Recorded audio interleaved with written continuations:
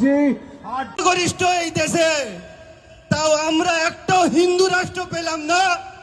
আর যারা সংখ্যালঘু, এই ভাই যে বারবার শুধু ইসলাম বিরোধী কথা বলে, আমি প্রায় দেখেছি। শুধু এই বলে না, আর বিভিন্ন রকম সোশ্যাল মিডিয়া একটা জিনিস আমরা দেখতে পাচ্ছি, শুধু ইসলাম বিরোধী কথা। এদের একটাই কথা হলো যে ইসলাম ভারতবর্ষকে আমরা হিন্দু রাষ্ট্র বানাতে চাই। আরে ভাই, তুমি হিন্দু রাষ্ট্র বানাবে বানাও, এত সোশ্যাল মিডিয়া যে ভাগ করার কী দরকার? ভারতবর্ষের জমিনে মুসলমান কত ভালো? আগে একটা জিনিস ভালো, 14% মুসলমান আছে, আর তোমরা তো হাজার হাজার শতাংশ। তা তোমাদের ক্ষমতা নেই, তোমরা হিন্দু রাষ্ট্র বানাবে বানিয়ে নাও, তাহলে এত বলার কী দরকার? একটা কথা বলি ভাই, শুনে রেখে দাও, মুসলমানদের পিছনে নেবো না, আর ইসলামকে ধ্বংস করার কথা নেব না।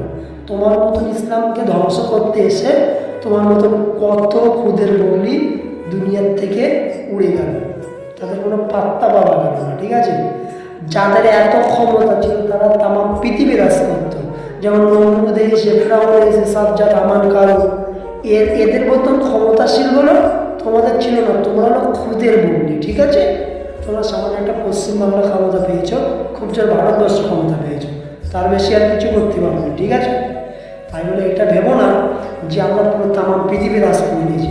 কিন্তু তারা তামাম পৃথিবী রাজ করেও মুসলমানদেরকে একটা চুলের ডোকাও ছিঁড়তে পারেনি। ঠিক আছে, ইসলামের একটা চুলের ডোকাও ছিঁড়তে পারেনি, কিন্তু ইসলাম আরও তামাম পৃথিবীতে ছড়িয়ে গিয়েছে।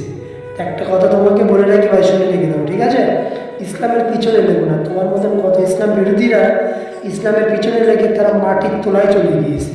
তাই ইসলামের পিছনে লেগো না, এখানে সময় থাকতে শুধরে যাও, কিন্তু আল্লাহ ছেড়ে দেয় না। ঠিক আছে, তা সময় থাকতে নিজেকে শুধরাবার ব্যবস্থা নাও। ঠিক আছে, বেশি কিছু বললাম।